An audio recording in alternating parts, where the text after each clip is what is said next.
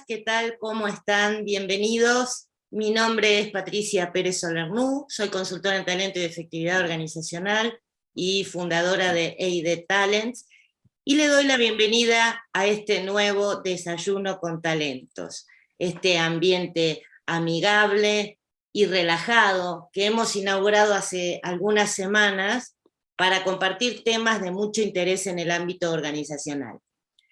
El tema de hoy es la ciencia aplicada en las organizaciones. ¿Y por qué hablamos de ciencia?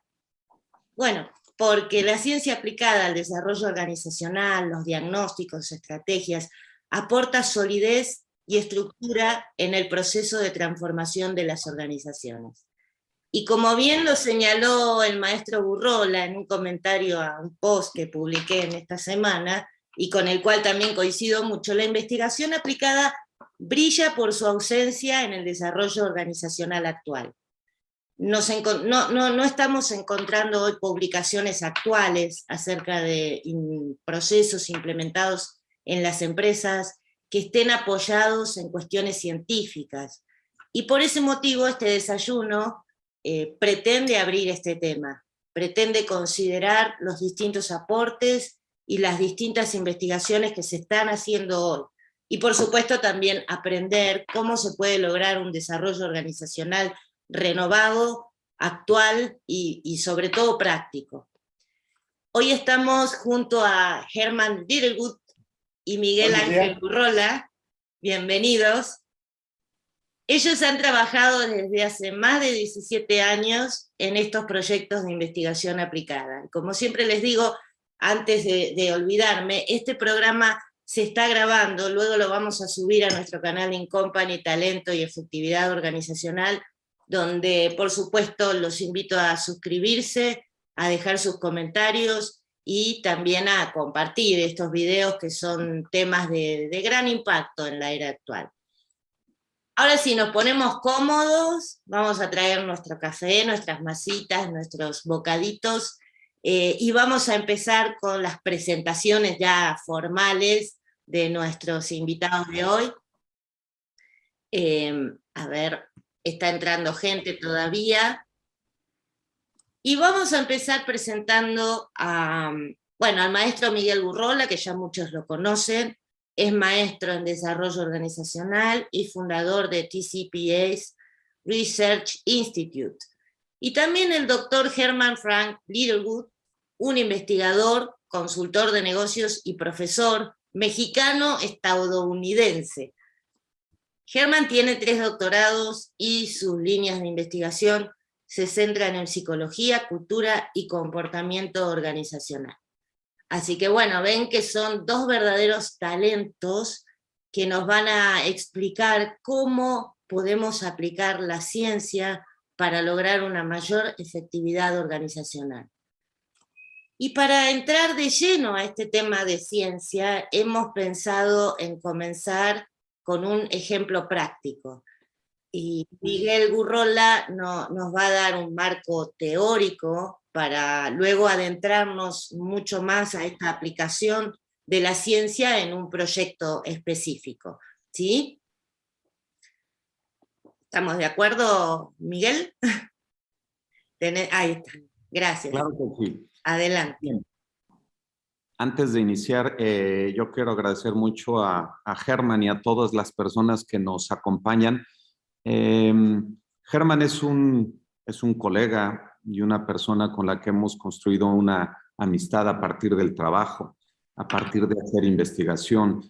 Es verdad que no se hace la suficiente, pero también es verdad decir que sí hay proyectos de investigación aplicada.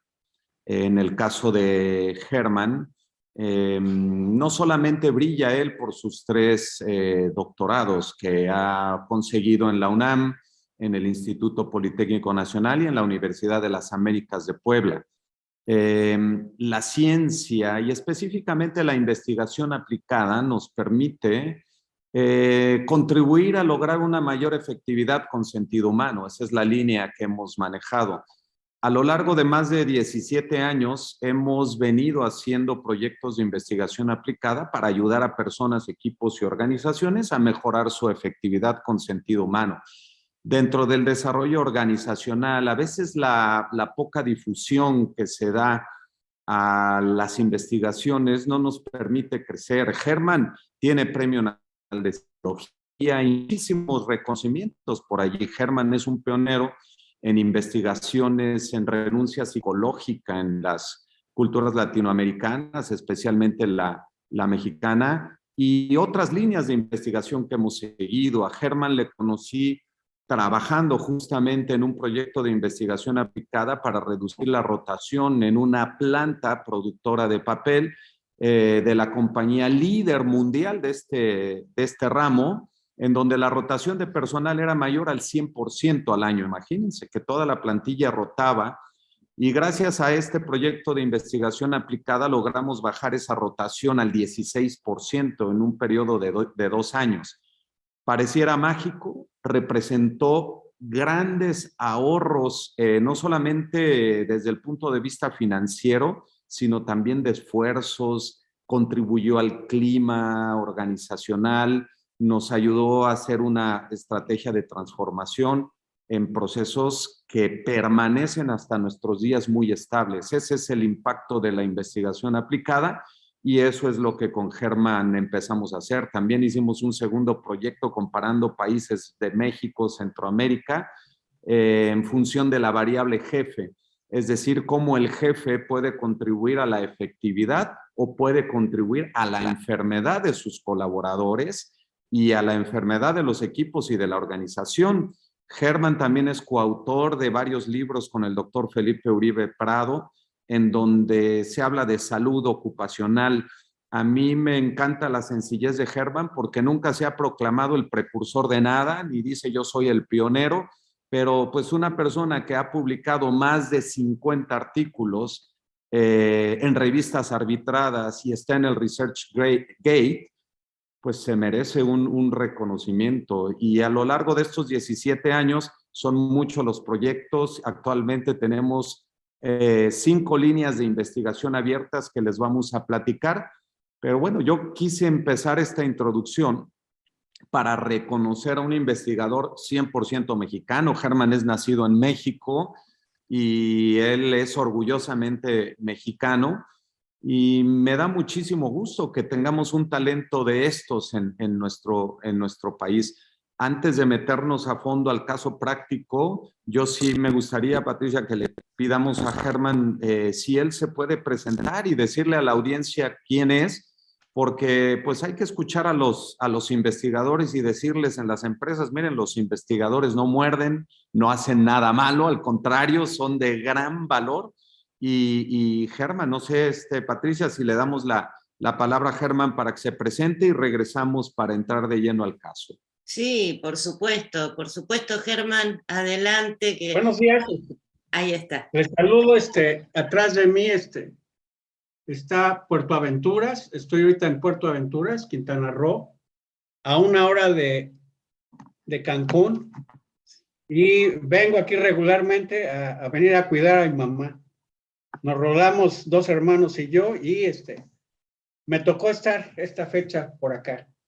Pues bueno, un poco de mí, pues nací en México. A los 18 años tuve que decidir entre la nacionalidad y seleccionar la mexicana. Yo digo que soy doble mexicano, por nacer y por poder escoger. Estudié aquí la carrera, estudié psicología, una licenciatura en psicología, y posteriormente entré al ámbito laboral, trabajé para James Westinghouse, y ahí decidí que, pues, querer estudiar una maestría. Me fui a Estados Unidos, tal vez fue la experiencia más demandante de mi vida. Estuve 2 años ahí y logré sacar la maestría en Psicología Industrial Organizacional de la Universidad de Akron. Akron está a 1 hora de Cleveland, Ohio, y fue o es considerada como la capital del hule. Ahí están las grandes llanteras localizadas. Regreso a México y me incorporo a lo que es el área de las empresas. Trabajé en empresas como la Nivea, trabajé en empresas como Telmex, trabajé para Nacional Financiera, donde aprendí pues, todo lo que era el mundo financiero económico. Llegué a ser asesor en aspectos tipo económico financiero. Y también ingresé a la academia, que es algo que me gusta mucho y que actualmente continúo. Y hace, pues, ¿qué será? El 95, pues ya dejo de trabajar para empresas y me dedico a lo que es consultoría y lo que es investigación. Yo soy un investigador más relacionado con el campo cuantitativo, que tiene que ver con pues, la medición y con la estadística. También hago la cualitativa es muy importante porque permite pues entender la percepción que tiene la gente sobre temas y permite orientar. Y yo decido pues continuar estudiando, entré a la UNAM, donde hice una tesis sobre lo que era rotación de personal. Mis primeros intereses, estaba interesado en entender las razones por las que la gente se va de sus empresas, y posteriormente cambié, me llamó más la atención la gente que renuncia pero no se va, que se llama renuncia psicológica. Y sobre eso continué trabajando. La historia es un poco larga de por qué continué estudiando otro doctorado en el Politécnico, luego en la Universidad de las Américas. Fue algo no planeado, con uno es más que suficiente, pero por cuestiones muy especiales, pues me encaminé sobre los tres y fue algo que pues, se me facilitó porque estaba trabajando este tema. Entonces tengo desde el 2006 estudiando esto que se llama renuncia psicológica, que en un caso extremo son aquellas personas que aún estando jóvenes, pues se están saboreando el día que se van a jubilar, bajan su rendimiento, esto les afecta a su salud y pues llega ese momento de jubilarse y algunos se mueren, ¿no? Y echaron a perder los mejores años de su vida. Entonces es un fenómeno que he estado estudiando a lo largo de pues 2006 a la fecha, ya son 15 años y lo sigo estudiando. A mí me fascina lo que es el diseño de instrumentos de medición, test, medir lo que es clima, cultura, variables como mencioné, renuncia psicológica, satisfacción en el trabajo, bienestar, soberbia, abuso. Y el último instrumento que diseñé tiene que ver con optimismo. Es algo muy curioso. Me invitaron a hacer una asesoría en una empresa que se dedica a distribuir autos de diferentes marcas, donde tenían problemas de rotación y de pues, desempeño en cuanto a vendedores. Y el desarrollo de este test para seleccionar vendedores me tomó 2 años. Lleva mucho tiempo diseñar lo que es un instrumento, fueron 2 años. Y de manera accidental salió que la variable que distingue a los vendedores más exitosos es una variable de personalidad que se llama optimismo. El instrumento salió pues de manera accidental, muy efectivo. Identifica vendedores que venden 2.5 más veces que los que salen bajos en este test. Se va a publicar y no tiene costo. Próximamente se va a publicar. Tengo permiso de la empresa para publicarlo. Y pues, no necesariamente tiene que ver con el aspecto de ventas. Optimismo aplica pues, a cualquier tipo de ocupación y a cualquier aspecto de la vida. Entonces es algo que yo disfruto mucho. Los instrumentos que tenemos aquí en México, muchos de ellos son traídos del extranjero o son traducciones y tienen problemas serios de medición. Y lo que construimos aquí, los que conocemos el contexto, conocemos la cultura, pues hacemos un buen trabajo.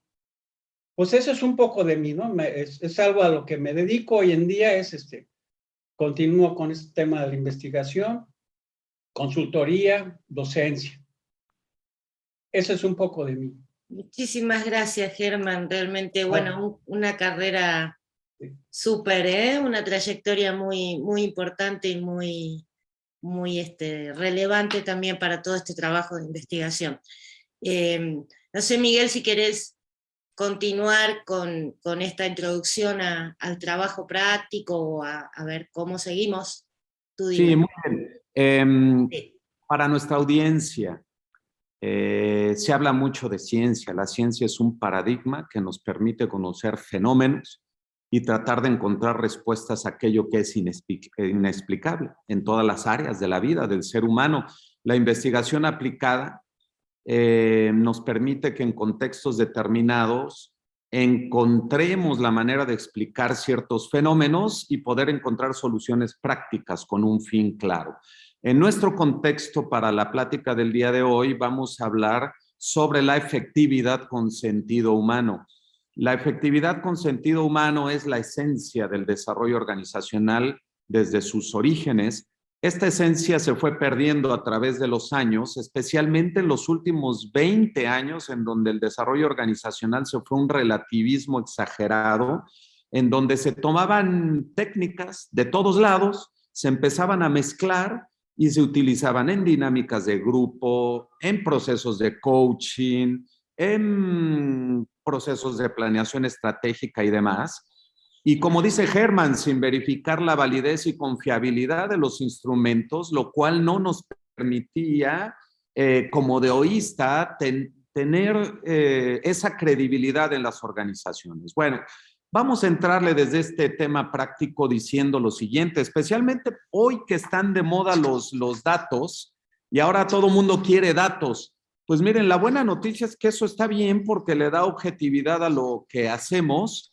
Pero también no quisiera yo desincentivar este tema de la pasión por los datos, al contrario, yo les quiero decir, les hablo desde aquí el Centro de Estudios Sociales de la Santa Cruz del Valle de los Caídos, cerca de Madrid, aquí en San Lorenzo del Escorial, en España, y desde esta biblioteca de esta hospedería benedictina donde me han dado la oportunidad de poder hablar a ustedes y me han prestado esta bella biblioteca. Bueno, yo me he encontrado una joya maravillosa para empezar, que está aquí, que se refiere a la ciencia, la investigación y la técnica ante el desarrollo económico y el progreso social.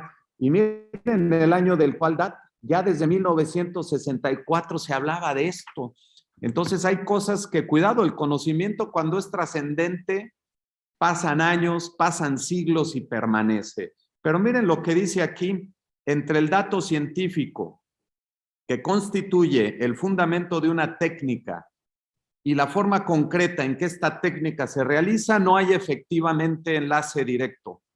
Por eso, el dato científico no es, sin más, un resultado técnico. Existe entre ambos una amplia zona que es necesario salvar. ¿Qué significa esto? No basta con hacer ciencia y tener datos. Si esos datos no se contextualizan y no se aplican, no nos van a servir de nada. Hoy todo el mundo quiere datos. La pregunta es, ¿y qué van a hacer con esos datos? Bueno, entrando de lleno en este enfoque para mejorar la efectividad, el nombre del proyecto es la capacitación en un tema que está tomando mucho auge. Se habla mucho de habilidades socioemocionales. Bueno, el programa Compassion Integrity Training de la Life University, que llegó a México por iniciativa del Encuentro Mundial de Valores, nos invitó a medir, a hacer investigación sobre el impacto que tiene este entrenamiento en las personas, en el desarrollo de habilidades socioemocionales.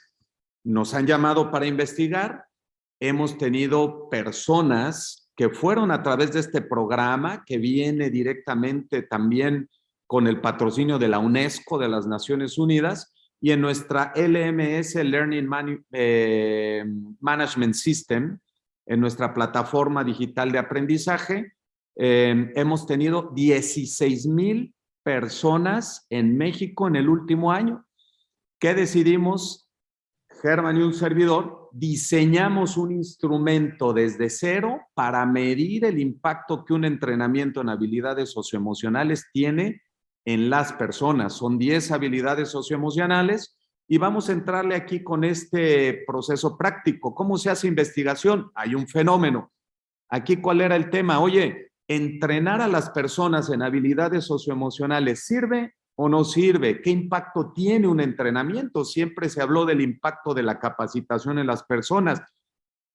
¿Qué fue lo que hicimos? Estudiamos el marco teórico, nos metimos a fondo a las habilidades, hicimos el curso nosotros, le pedimos a gente que lo hiciera, pedimos opiniones, nos metimos a investigar un marco teórico muy riguroso para las 10 habilidades y generamos un instrumento. Ahora Germán nos va a decir cómo se diseñó el instrumento y al final les contamos cómo medimos el impacto entre un grupo experimental y un grupo de control. Ahí Germán nos lo va a comentar, pero ese es el contexto, súper actual, ¿eh? Nos encontramos en el año 2021, desde el año 2020 se nos pide, oye, queremos un proyecto para medir el impacto de este programa, se llama así, CIT, Compassion Integrity Training o Entrenamiento en Integridad Compasiva. Entran personas de diferentes sectores, empresas multinacionales, instituciones educativas, instituciones de gobierno, hasta personas en un penal, en un centro de rehabilitación en el estado de Nuevo León.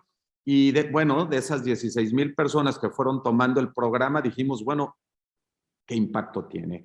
Les voy a compartir la pantalla y Germán va a empezar a platicarnos cómo se hizo el instrumento. Ese fue, hay una petición, hay un fenómeno, nos invitan a medir, hacemos esta parte de la investigación, hicimos las preguntas de la investigación, Germán nos va a decir qué tipo de estudio fue, cómo se hizo, y enseguida les voy a compartir aquí mi pantalla.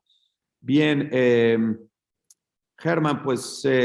ok, adelante. Adelante. Bueno, todo inicia,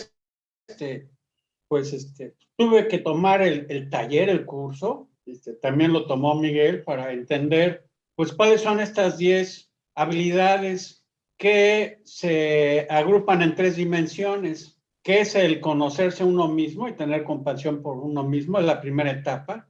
Una vez que uno logra esto, pues puede poder establecer relaciones más sanas, equilibradas con otras personas y poder sentir compasión por otras personas. Y la gran tercera etapa es, pues, desarrollar esa habilidad para integrarse a su comunidad y sentir, pues, de compasión con personas que viven en nuestra comunidad. Bueno, el trabajo es un poco laborioso, conociendo, pues, qué es lo que buscan estas 10 habilidades, que en realidad, pues, son muchas desde el punto de vista conceptual, diseñar un instrumento que mida, pues, 10 temas diferentes. Y si ven ustedes en la esquina superior inferior izquierda, pues nos dimos a la tarea de redactar ítems que desde la manera conductual pues reflejen estas 10 habilidades. Y, por ejemplo, un ítem es, desde el punto de vista personal, disfruto el amanecer y el olor de las flores. Algo como eso. Se redactaron 120 ítems de tipo Likert. Tipo Likert, pues, son aseveraciones ante las cuales uno tiene que responder en una escala de 5 puntos si está en desacuerdo a de acuerdo. Bueno, pues se aplicó esto en una primer muestra, una gran muestra para ver cómo funciona los ítems, el instrumento. Y pues se descubrieron que varios de los ítems pues no están relacionados con el tema o miden con error. Error se refiere al tema de confiabilidad y el tener que estar relacionados con un tema, varios grupos agrupados, se le llama esto validez de tipo factorial. Bueno, entonces se aplicaron estos ítems, estamos en el segundo punto, abajo a la derecha. La muestra pues fue esto en agosto de este año, 334 personas pues participaron y de estos ítems se redujo una preocupación que tiene Miguel y las empresas de que los instrumentos deben de ser cortos. Es algo con el cual tiene uno que luchar, porque en realidad uno necesita tener pues una gran cantidad de ítems, porque sabe que muchos de ellos pues van a desaparecer, no van a servir, y si uno pues nada más aplica los pocos que cree que van a funcionar, generalmente el instrumento se nos viene abajo, perdimos tiempo, dinero, esfuerzo y la oportunidad de, pues, de tener a esta gente que contestó el instrumento y tenemos que volver a repetirlo. Entonces, en la etapa, en el paso 3, que está del lado izquierdo, pues se identificaron muchos menos ítems, en este caso 42, y vimos que para mejorar las habilidades 5 y 6, hizo falta redactar más ítems y probarlos en una nueva muestra.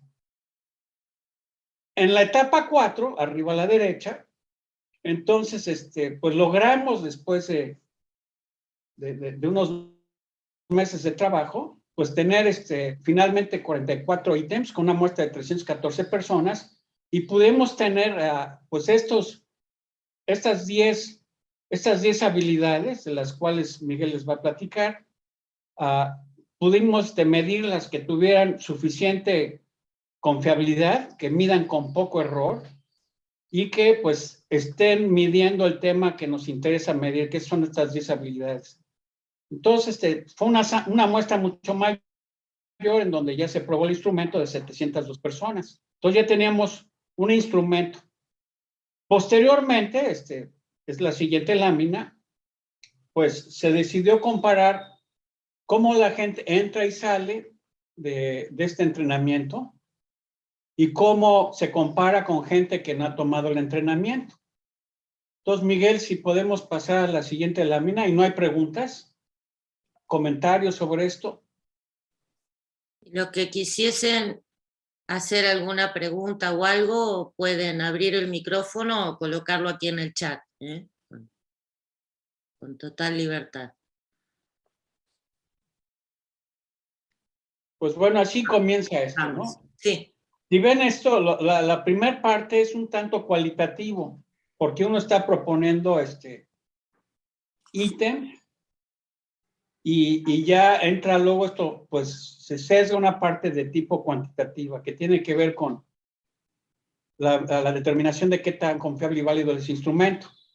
Bueno, acto seguido en todo lo que hicimos fue comparar cómo contestan las personas al inicio del entrenamiento contra el final del entrenamiento y compararlos con gente que no lo han tomado. ¿Tienes una siguiente lámina, Miguel? Nos vamos ya directamente a los findings, Germán, pero Okay, si sí. gustas comentarles en qué consistieron los dos grupos, el experimental y el otro, estaría súper. Sí, bueno, son gente que tomaron el entrenamiento, le llamamos grupo experimental. Entonces, se les tomaron el taller de Compassionate Integrity Training y contestaron el instrumento.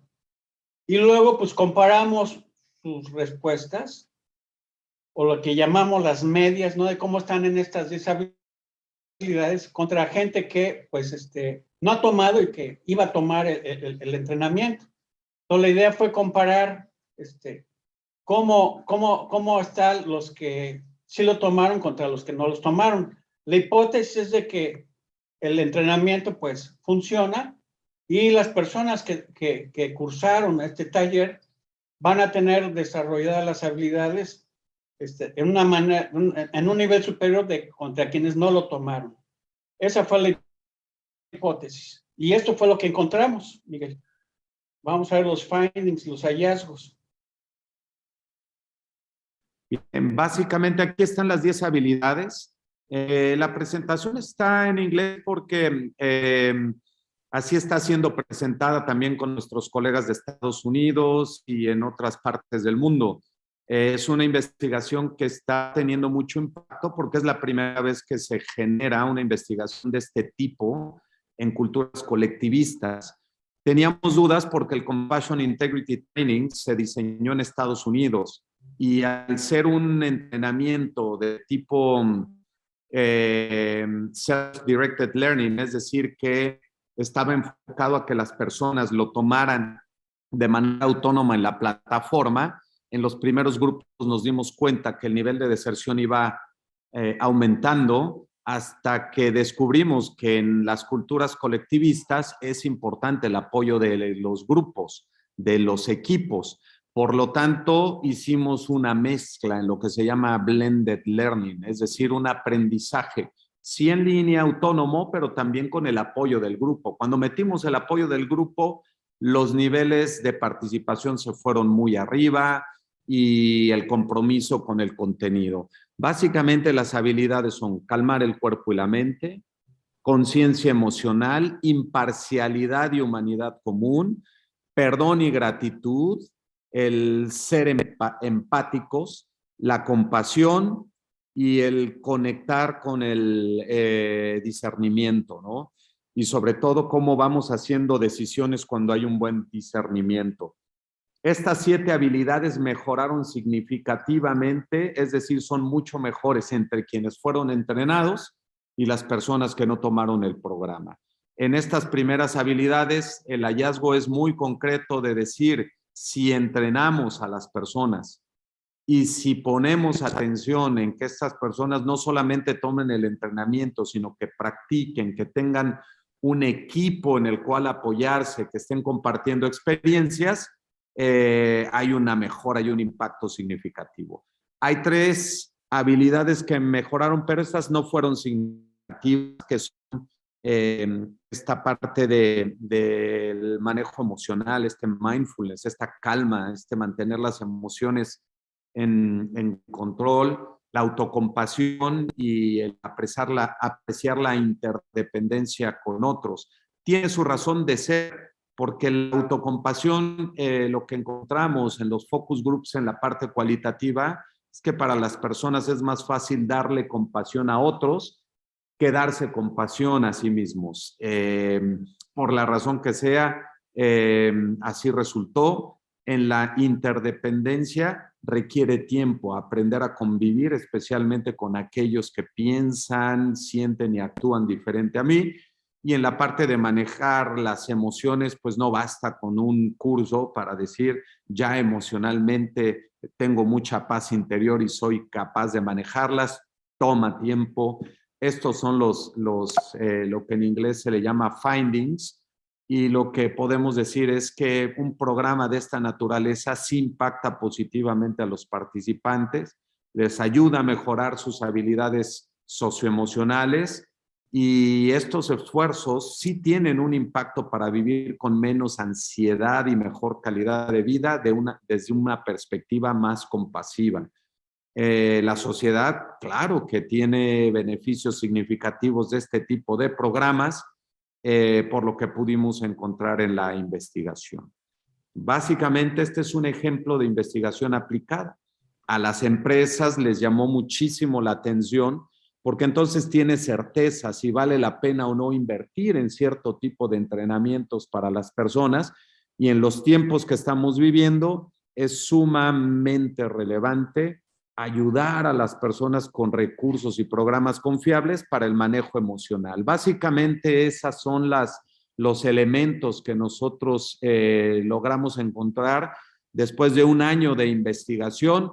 Y de nuevo, miren, 16,000 personas tomando el programa, fuimos haciendo muestras y muestras y muestras para armar el instrumento, ya que quedó afinado al final 2 grupos, uno de control y uno experimental.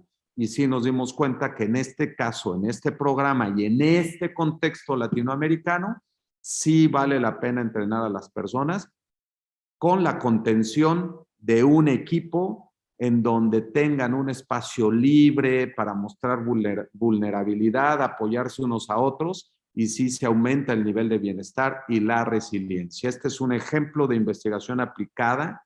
Este artículo, están ya todos los cálculos y demás, está preparado y lo estaremos metiendo en una revista arbitrada científica aquí en Europa para publicarlo, y en cuanto esté listo se los dejaremos saber. Hasta aquí la parte de presentación de lo que es un caso concreto de investigación aplicada en algo muy interesante, que no solamente se da en empresas multinacionales, sino también en instituciones de gobierno, en ONGs y otro tipo de empresas, e inclusive un reconocimiento también muy grande a los alumnos del CONALEP en Nuevo León. Miren, ellos no tienen idea lo cooperativos que también fueron llenando los instrumentos para poder desarrollar este tipo de cosas.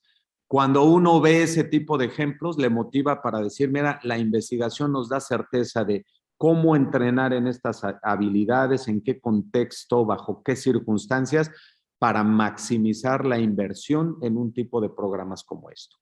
Hasta aquí el caso práctico, Patricia. Perfecto, perfecto. Muchísimas gracias, Miguel, y Germán también, por supuesto. Aquí Jesús está haciendo un comentario. No sé si querés abrir el micrófono, Jesús, y hacerlo directamente. Sí, Pat, muchas gracias. Sí.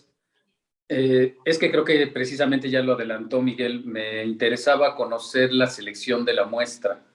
Ya habló de los más de 16,000 casos para la validez y confiabilidad del instrumento.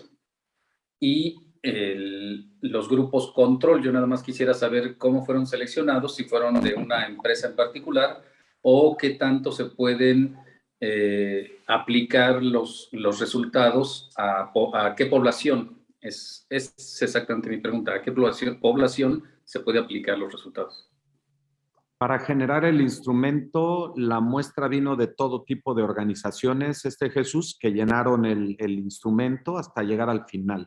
La aplicación final del grupo de control y de grupo experimental se hizo específicamente dentro de una organización particular como primera fase para que fuera aún más preciso, porque en este caso, al poder tener esa muestra así delimitada, nos permite ver, mira, están en el mismo contexto, en el mismo momento histórico y demás, y ese fue el primer paso.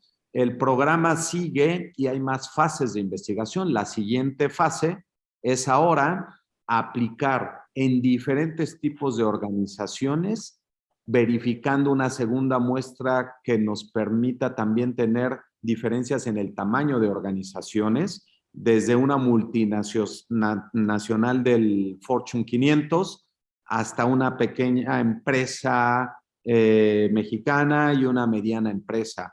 Y después, más adelante, vendrá una tercera etapa para comparar en países. Nuestro proyecto de investigación, esta línea específicamente, tiene un horizonte de aquí a 5 años para terminar de pulir un instrumento que tenga validez y confiabilidad a nivel mundial. Pero fíjate, para este primero nos llevó ya más de un año, viene una segunda fase que será otro año, y después al comparar países nos va a tomar de 2 a 3 años para poder tener muestras de todas las diferentes nacionalidades. También estamos trabajando para entender desde el punto de vista cultural y desde el marco de referencia del doctor Ger Hofstede, estamos trabajando directamente con la Universidad de Ciencias Aplicadas de Ámsterdam para poder ampliar las muestras y con la Corte Criminal Internacional de La Haya. Si se fijan, son investigaciones serias, van hacia allá, pero tampoco nosotros podemos comprometer un instrumento final que tenga aplicación a nivel mundial en menos de este periodo de tiempo. Yo hasta diría 5 años es bastante desafiante, agresivo en la línea del tiempo. Sin embargo, creo que lo vamos a lograr gracias a todos nuestros socios estratégicos y gracias a Germán, que es nuestro director en jefe del Centro de Investigación TCPS Research Institute, si bien fundado aquí en Europa, pero es un instituto en donde tenemos varios doctores. Está Germán, está el doctor John Bing de la Universidad de Harvard y Massachusetts, está también la doctora Claudia Harz de la Universidad de München o Múnich en Alemania. Con Felipe Uribe también de la UNAM trabajamos en ese sentido. Tenemos a la doctora Elba de Nueva Zelanda. Ahí están en nuestro website sps.institute y ahí pueden ver la comunidad de investigadores que tenemos. Es muy serio y este es un ejemplo práctico de más de 10 líneas de investigación que tenemos abiertas. Entonces, este es un ejemplo muy concreto. Se presentó ya inclusive en una audiencia internacional de primera mano, dejó mucho interés y vamos a seguir investigando. Este es un ejemplo. De las otras 10 líneas ya habrá oportunidad de hablar más adelante, pero tienen que ver con cultura organizacional, con renuncia psicológica, con la norma oficial mexicana 035, con bienestar emocional, con optimismo. Básicamente es en donde estamos trabajando fuerte. Y también publicamos un paper científico de una muestra de 1,375 personas más o menos sobre la validez y confiabilidad de la norma oficial mexicana, que fue el primer artículo en revista científica arbitrada, en este caso en Acacia, la Academia de Ciencias Administrativas del Instituto Politécnico Nacional. Es un artículo hecho por el doctor Herman Littlewood, el doctor Felipe Uribe y un servidor. Entonces, estamos trayendo temas de investigación para incentivar. Mira, toma tiempo, pero lo que esto te da a futuro son muchos beneficios para las personas y las organizaciones, Jesús, y es una muy buena pregunta, el saber muestrear, el hacer decisiones correctas para que esos instrumentos luego los vayas aplicando en diferentes contextos e irlos afinando cada vez más y más y más. Muchísimas gracias, Miguel. ¿Alguien quiere hacer alguna otra pregunta? Vamos a aprovechar para interactuar, como siempre prometimos. No. Bien.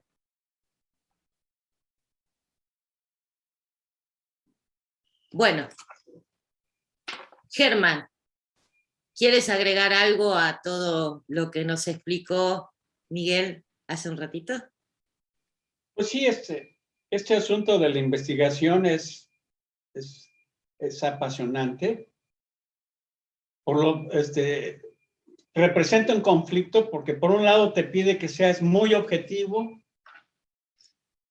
independiente de lo que tus creencias, posturas, pero por otro lado no lo puedes ser, tienes que tomar en cuenta el contexto y el pensar de la gente. Entonces uno anda en conflicto, ¿no? De pues, qué tan objetivo ser, qué tan, pues, tener en cuenta, pues, la postura de la gente, teorías que te pueden sesgar.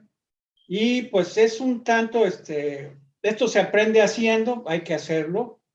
Uno va aprendiendo en el camino y requiere que uno sea curioso, que, pues, trate de no estar prejuiciado y dejarse llevar también por su intuición. Luego uno se lleva sorpresas de lo que uno se encuentra al estar haciendo estudios de cosas totalmente inesperadas que pueden surgir.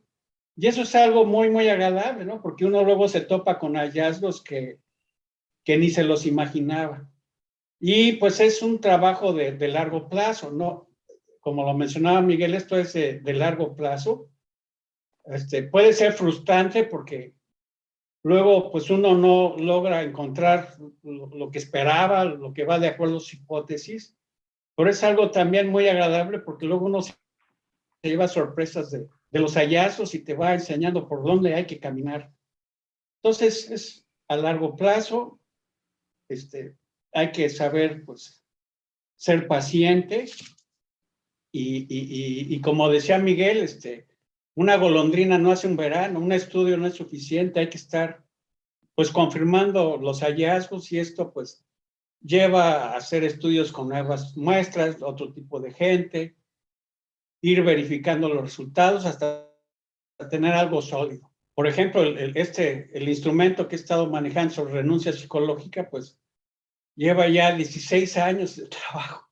Y ha funcionado muy bien en diferentes tipos de organizaciones y muestra, ¿no? ¿Qué son los factores que conducen a que la gente, pues, incurra en este tipo de comportamiento, que es evitar su trabajo, evitar sus responsabilidades, hacer lo menos que se pueda para mantener el puesto y pues, estudiar qué consecuencias tiene esto, que son muy graves, tanto para la salud como para el desempeño de las organizaciones. Entonces, un trabajo de ser curioso, ser paciente y saberse mover entre lo muy objetivo y también aquello que se puede considerar subjetivo. Sí. Gracias, Germán. Y tengo una pregunta. Recién mencionabas cosas inesperadas que te podías encontrar en el medio de todo un proceso de investigación. ¿Nos podés dar algún ejemplo? Pues el estudio, un ejemplo, bueno, ahí tengo dos. Un ejemplo fue el estudio que se hizo ahí en la planta de Monterrey. ¿Te puedo decir el nombre, Miguel? De la empresa no, ¿verdad? No. No. Es una empresa papelera, ¿no? Una gran empresa papelera. Todos tenían una muy alta rotación. Y hay una técnica que se llama lo que es el análisis ponderado, lo que la gente contesta a las solicitudes. Entonces, las solicitudes de empleo, uno separa a aquellos que duran poco tiempo de los que duran mucho tiempo y comienza a indagar, pues, qué tantas diferencias, ¿no? Y, por ejemplo, ahí salió, pues, que los bajitos y aquellos que contestaban eso en su solicitud de empleo eran los que menos, los que más permanecían en el trabajo. Luego se encontró que esto estaba asociado con factores de trabajo y con condiciones de trabajo, ¿no? Entonces uno ni se lo esperaba. Otro estudio similar en un call center de 2.500 personas, con este mismo tipo de investigación, se encontró que la gente, en el call center, pues son gente que se dedica a contestar llamadas telefónicas y a vender productos y servicios y atender peticiones de los clientes. Y también sufrían de altísima rotación y se encontró, habían 3 factores, además de muchos otros, ¿no? Pero 3 factores muy curiosos, que la gente que duraba poco en el empleo era gente que tenía licencia, tenía visa y tenía automóvil, ¿no? Entonces, pues, trata de contratar gente que ni tenga licencia, ni tenga visa, ni tenga automóviles, son más sedentarios. Otro hallazgo fue el que les comentaba también curioso de los vendedores. Entonces yo llegué con hipótesis, ¿no? Hicimos muchos focus groups, platicamos con vendedores exitosísimos, historias increíbles de vendedores, pues, muy destacados, y se llegaron a identificar 11 rasgos que caracterizaban a esas personas.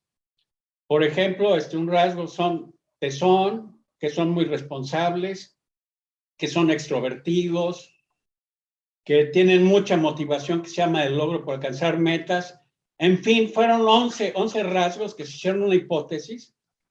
Y tristemente, cuando se recabaron datos de la gente que se contrató y 6 meses a un año después poder ver cuál era su rendimiento, pues los instrumentos diseñados no tenían que ver nada con eso. Y decidí hacer algo que se llama un análisis factorial que identifica ítems de diferentes factores y surge que me dio una gran alegría ver estos que yo le llamo optimismo, tiene que ver con optimismo, y lo probamos con una nueva muestra e identifica vendedores que venden 2.5 veces más que los vendedores que salen bajos en el test, y fue un hallazgo pues que pues ahora se está utilizando para estudios con Miguel, ¿no? Con lo que es cultura, lo estamos haciendo con cultura, tiene aplicación en otras áreas y fue algo pues, algo que no se esperaba, ¿no? Se encontró que de manera consistente ese test funciona mejor que los que les ofrecían Great Place to Work a esta empresa. Tenían unos tests que pues son muy tradicionales, se usan en el área de recursos humanos, como el Cleaver, como el Terman, y había otra prueba de personalidad que se usan mucho, pero no están cuestionados, que no tenían ninguna relación con lo que es ventas. Y este hallazgo, pues, fue algo que me dio mucho gusto porque yo sentía mucha pena con la empresa y que después de 2 años de estar visitando concesionarias, entrevistando a vendedores, analizando lo que son sus expedientes, solicitudes de empleo, nada salga, y surge esto y se comprueba con una segunda muestra, y además les baja la rotación de personal de una manera considerable. Entonces fue algo que, pues muy grato, ¿no? Algo sorpresivo que uno se encuentra y dice, bueno, pues esto ni me lo imaginaba, ni me lo esperaba. ¿Y qué tienes que hacer? Pues tienes que combinar lo que yo llamo investigación cualitativa. La cualitativa sirve para hacer teoría y la cuantitativa, la metodología cuantitativa sirve para confirmar esas teorías. Entonces son 3 ejemplos, ¿no? de hallazgos que uno ni se imaginaba que podrían resultar. satisfactorios, por supuesto. Sí, que da mucha satisfacción, sí. Yo recuerdo, hijo, qué pena, ¿no? Ya cobré, estuve en esta organización, no sirve para nada lo que he hecho, y de repente haciendo un análisis que se llama análisis factorial, surgen estos maravillosos 15 ítems que tienen un poder impresionante, ¿no? Es un ejemplo de instrumento, pues, creado, ¿no?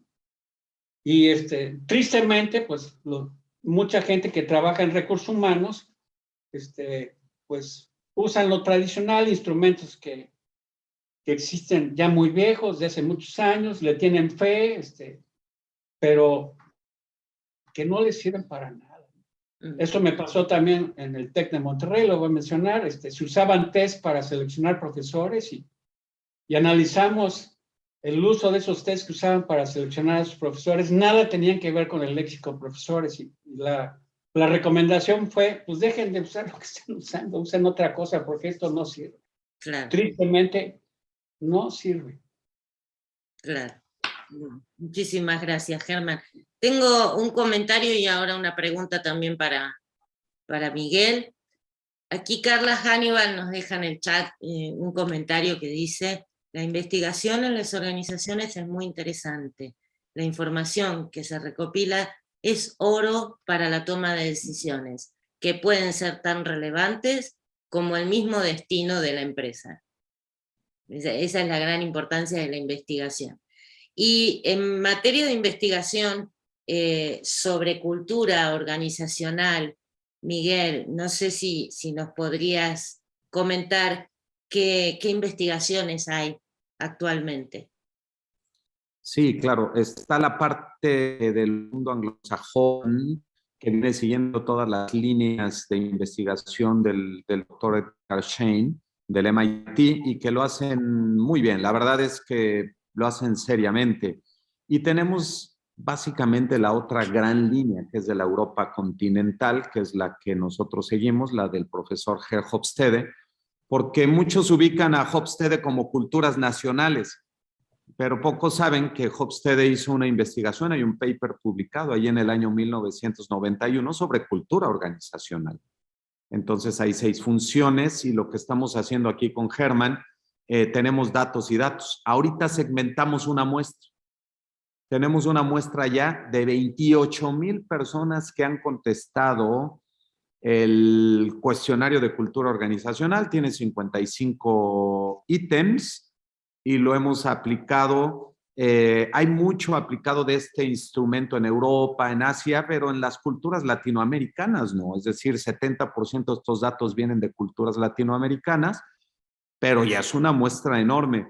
Aquí lo interesante es que de esas 6 funciones originales que Hofstede determinó en cultura organizacional, los ítems que tenemos tienen confiabilidad, pero observamos un fenómeno que nos sorprendió mucho, que la validez fue cambiando, es decir, los ítems se empezaron a agrupar de manera diferente a las funciones originales. Ahorita estamos probando aún más a fondo con otras muestras. Por ejemplo, acabamos de hacer un estudio, tenemos 2 grupos pequeños, uno de una compañía mexicana, que no digo el nombre, y otro de otra compañía alemana con operaciones aquí en España, y entonces esto lo acabamos de hacer, y Germán, justo estamos ahora comparando los datos, estamos viendo validez, confiabilidad, y estamos mirando, oye, este fenómeno cómo se va dando entre una cultura europea parecida a la nuestra, que es España, y México en este caso. El tema es que la cultura organizacional es un tema que está muy de moda y muchas personas hablan del tema, pero pocos tienen hallazgos y datos para poder hablar con validez, con confiabilidad y con certeza de eso de la cultura organizacional. Para nosotros y bajo el enfoque de Hofstede, antes de cambiar una cultura, primero hay que definir una óptima. ¿Cuál es la cultura óptima que necesitamos para realizar una estrategia? ¿Y cuál es la cultura actual? Que eso es lo que mide el instrumento. Solo cuando comparas las brechas entre uno y otro, vas a saber en dónde puedes poner tus recursos para aumentar la efectividad organizacional, para mejorar tu relación con clientes, para mejorar todo lo que es tu filosofía de gestión o management philosophy en inglés, para verificar el tema de control social, que en qué medida las personas tienden a agruparse y formar silos, o en qué medida tienen su lealtad hacia el contenido de su trabajo y permiten la diversidad y la inclusión. La otra es en qué tan abierto o cerrado es un sistema en la cultura y en fin. Entonces, lo que tenemos ahora, volveremos a aplicar este instrumento y lo estamos correlacionando con otros 5 instrumentos que son de los temas que ya mencioné anteriormente. Es decir, vamos a tener un modelo de cultura organizacional renovado y actualizado después de 30 años del original. Fíjense cómo hay que irlos actualizando. Los ítems siguen teniendo confiabilidad, solo que en la validez, cómo se nos están agrupando los hijitos, me refiero a los ítems debajo de las mamás, en esta validez estamos teniendo cambios, y aquí con Germán me decía, hay que atrevernos a hacer teoría, inclusive platicando esto con Gert-Jan Hofstede y la familia Hofstede. Oye, Ger decía esta parte, pero nosotros estamos investigando, y dice, bueno, Ger dejó una base fenomenal, pero también hay que mirar al futuro, y los contextos históricos cambian. Cuando este modelo se hizo en los años 90, no tiene que ver nada con el día de hoy, especialmente en temas de un contexto cuántico digital, de la computadora cuántica y toda esta revolución digital en la que estamos inmersos. Básicamente es lo que diría sobre cultura organizacional, Patricia. Muchísimas gracias, Miguel. Tengo una pregunta de Carla Hannibal y otra mía también, que la voy a hacer después. Carla pregunta, no sé si quieres abrir el micrófono y si no yo la leo, no hay ningún problema. Ella pregunta que para tomar una decisión relevante, ¿cuál es el tamaño de muestra que se sugiere para considerar que es un tamaño de datos confiable? No sé quién. Bueno, hay fórmulas para eso. Ajá. Hay fórmulas que uno puede encontrar en cualquier libro de estadística, pero hay un autor, Nunnally, que en el caso de cuestionarios propone que cuando mínimo, para tener variabilidad, tengas a 5 personas por ítem. Eso es, si tu instrumento es de 30 ítems, multiplícalo por 5 y necesitarías tener una muestra de 150. Yo personalmente he visto que ya algo arriba de 100 podría ser suficiente, y algo arriba de 400 ya no importa si son 400, 1000, 1500, 2000. La cosa es tomar muy bien la muestra. A la situación a la que nos enfrentamos con las muestras, que muchas son lo que yo llamo de conveniencia, que trabajamos con lo que las empresas nos permiten.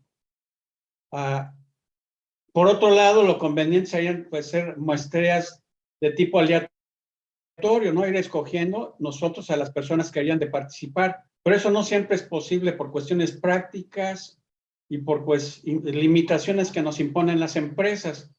Pero si uno trabaja con muestras de conveniencia y lo repite varias veces y sigue obteniendo resultados consistentes, pues ese obstáculo se puede brincar, ¿no? Pero bueno, respondiendo pues yo diría que algo de 150 personas para arriba. Perfecto. Y hay fórmulas en los libros que nos dicen el número exacto, ¿no? Que debería ser el tamaño de muestra. Sí, yo solo agregaría, cuando nosotros segmentamos las muestras, nuestras investigaciones son muy sólidas por una razón. Siempre le pedimos a la organización que mantengamos la proporción de porcentaje de headcount de manera vertical y de manera horizontal. Del 100% de la organización, ¿qué porcentaje está en la alta gerencia, en la gerencia media, en la parte operativa de ventas? ¿Y qué porcentaje tenemos en cada departamento? Y buscamos, en la medida de lo posible, mantener ese mínimo, esos porcentajes, porque así tienes representatividad de toda la organización, y eso es importante también tenerlo. Y nuestras muestras aquí, Germán no les dejará mentir, La que menos hemos tenido han sido de arriba de 400, bueno, en este caso 700, perdónenme, 780 personas en los instrumentos que hemos diseñado. Y otra ventaja que también con Germán fuimos hablando, llevamos a más de 5 lustros hablando de la variable jefe, y miren, después de 15 años, no, fue después de 13 años más o menos, me toca hacer un instrumento de impacto de liderazgo, no de comportamientos típicos 360, no, sino cómo está impactando el líder en un equipo y en una organización. Tenemos un instrumento con 10 ítems que en confiabilidad, solo en alfa de Cronbach, todos los ítems están arriba de 0.8 y lo fuimos haciendo así con Germán. Y la gran sorpresa es que al traducirlo a otros idiomas, lo traducimos ya a más de 10 idiomas y lo hemos aplicado y el instrumento corre de maravilla.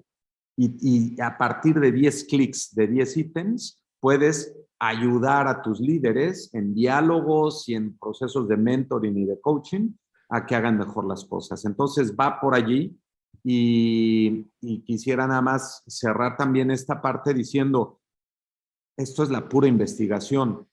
Cuando decimos, esa es la efectividad, cuando decimos sentido humano, ¿qué hacemos? Usamos otro tipo de investigación desde la antropología filosófica, que de ahí generamos nuestras intervenciones. Usamos la hermenéutica analógica del doctor Mauricio Beuchot, en donde comparamos la parte científica rigurosa, esta de la que hemos estado hablando, pero partimos de un marco de referencia de antropología filosófica y de otras ciencias sociales, de la psicología principalmente, la sociología y la antropología, para poder decir cómo es este sentido humano.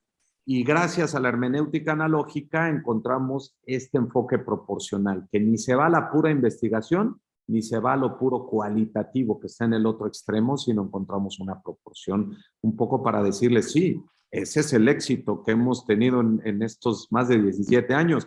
Combinamos ciencia con humanismo y además tecnología, ¿no? No solo en cómo seleccionamos las muestras, sino hoy en internet, con plataformas ágiles y muy, muy confiables. Muchísimas gracias, Miguel. Un poco contestaste la pregunta que ahora iba a hacer, porque sí, esta combinación entre la hermenéutica analógica y los datos duros, ¿no?, es tan importante y tan necesaria también. Antes de hacerte la pregunta, bueno, acá voy a decir que Carla Hannibal está diciendo muchas gracias por la contestación que les brindaron. Y la pregunta que quería hacer tiene que ver con qué incidencia tiene hoy la multiculturalidad en las empresas en los resultados de las investigaciones. Me refiero, espero ser clara con la pregunta, ¿no? Hoy en las empresas hay personas de distintos países, de distintas culturas, de distintas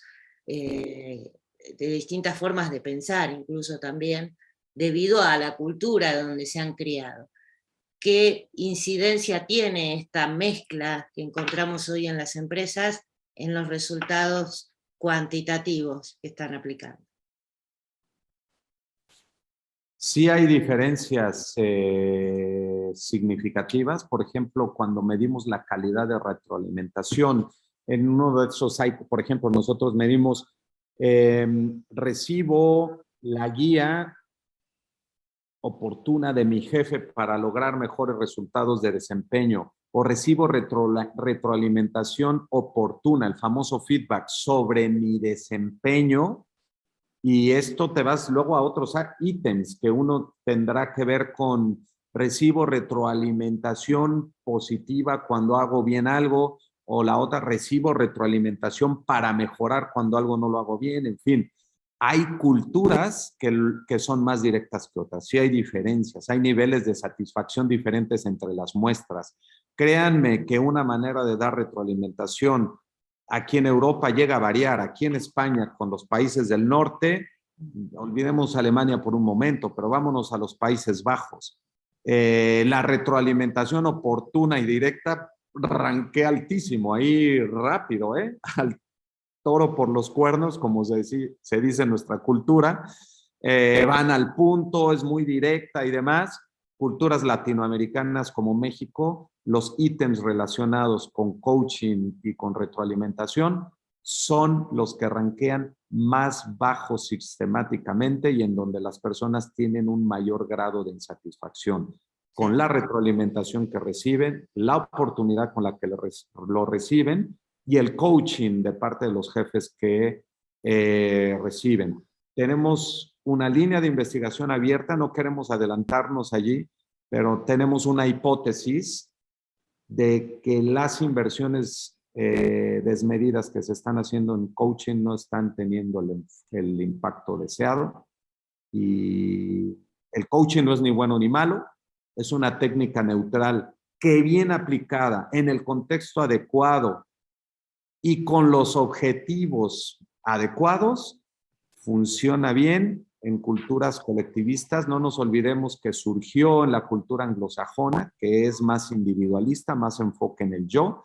Y otra cosa, en las culturas anglosajonas, esto del coaching de encuentra tus respuestas se hace más desde una perspectiva cultural lateral, en donde nos vemos de igual a igual. Las culturas colectivistas y jerárquicas como las latinoamericanas son así como una pirámide.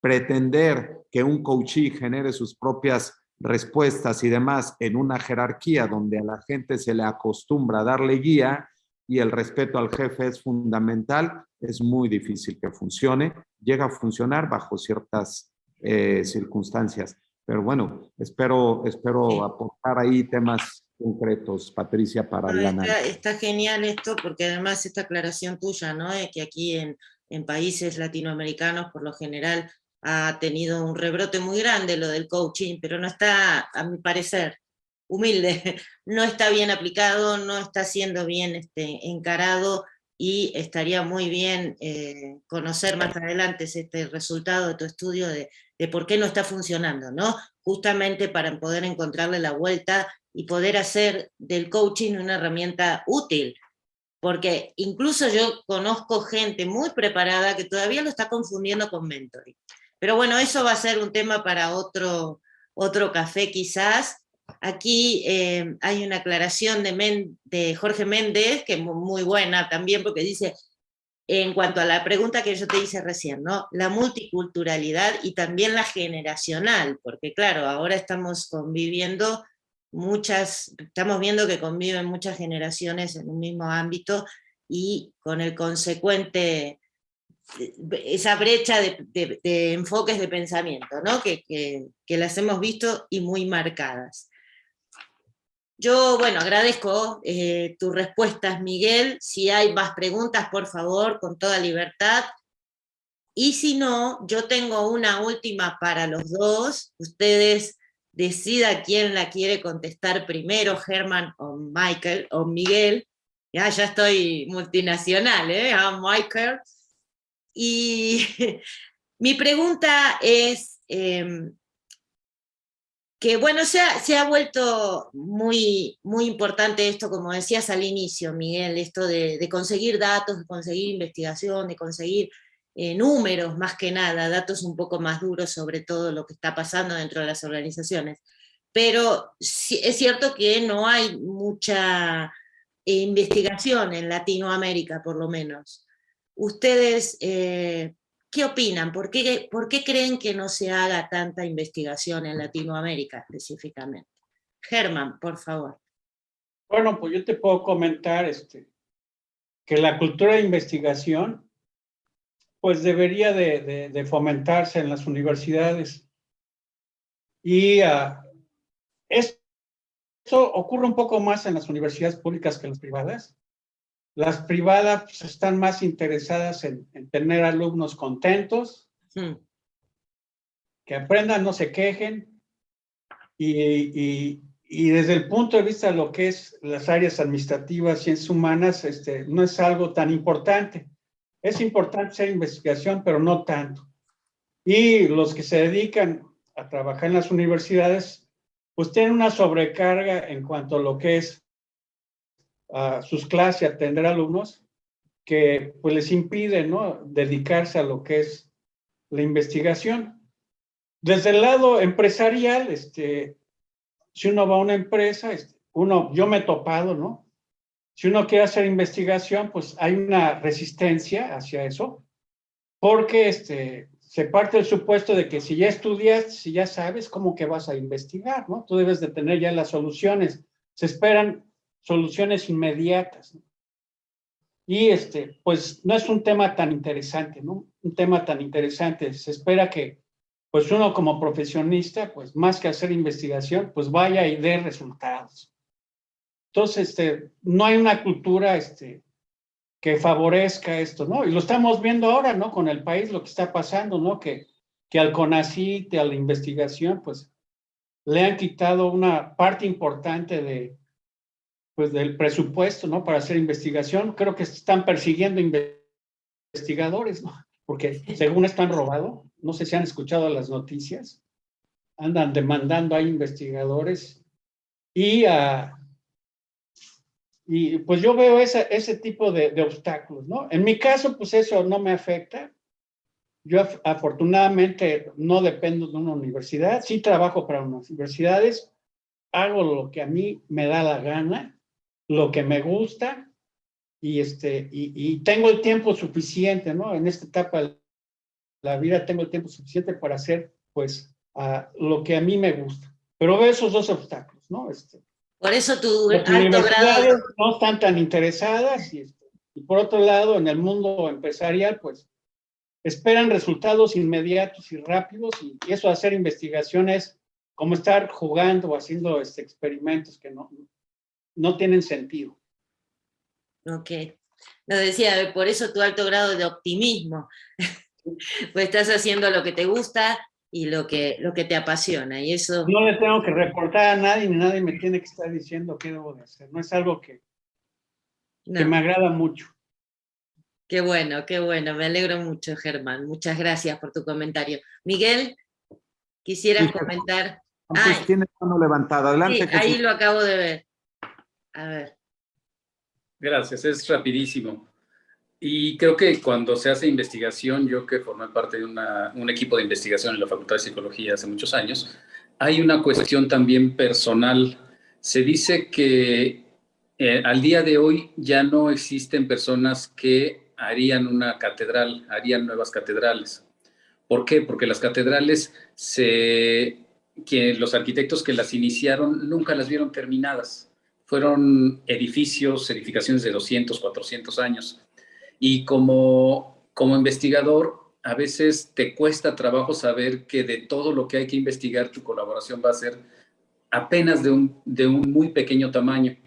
Como dice ahorita Miguel, 5 años para que tengamos unos resultados. Cuando a veces hemos tenido 12, 15 años, cuando hay instrumentos como el WISE, que llevaron 50 años de investigaciones para que tuvieran la confiabilidad y que tuvieran esa prueba del año.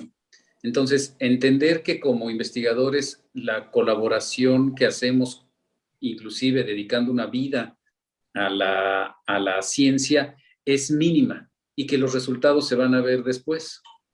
Yo lo cuento así rápidamente. Hace 2 semanas di un taller sobre tecnologías aplicadas al salón de clase.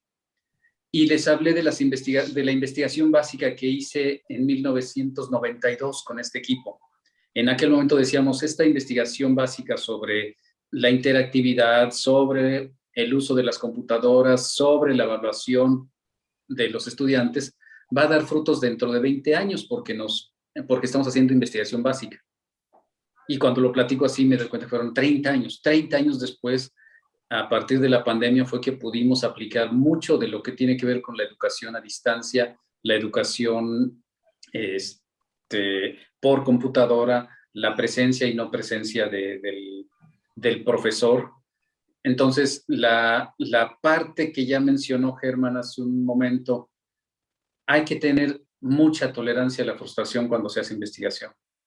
Creo que esa es la parte personal que nos toca cuando hacemos investigación. Tener esa tolerancia a la frustración porque el objetivo es mucho más a largo plazo. Sí, no se tienen resultados ahí inmediatamente, claro. Algo que quisiera yo agregar, que he Gracias. vivido en las públicas, universidades públicas, hay mucha competencia entre los investigadores, hay muchos celos y se le da mucha importancia al prestigio, lo que impide que se trabaje verdaderamente en equipo. Eso lo he notado, ¿no?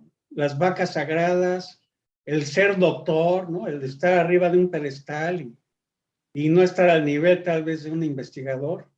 En las universidades públicas he visto este efecto de lo que es la soberbia, que pues desalienta lo que es el trabajo de equipo y hace que el trabajo pues no se logre por estos celos y por esta necesidad de prestigio.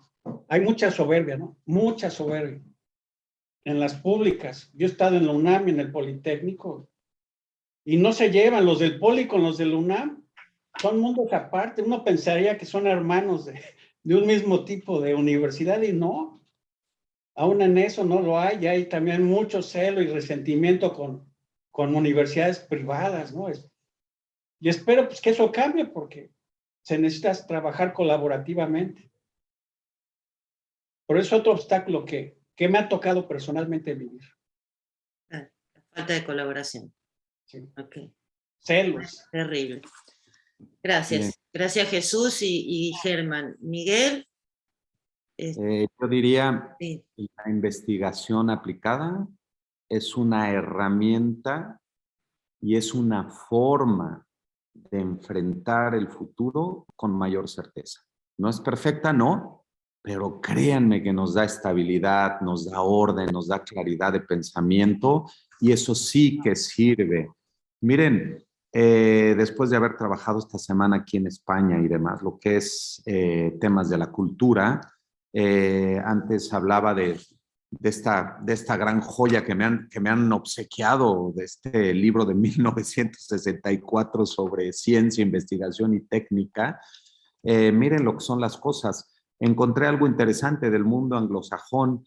Ellos dicen que en una amplia perspectiva histórica y comparada, la cultura anglosajona pone su fe primaria en el racionalismo frente al tradicionalismo. Quita importancia al pasado y orienta intensamente la energía hacia el futuro y no acepta las cosas solamente porque se han hecho antes así. Miren nada más la contradicción que esto trae.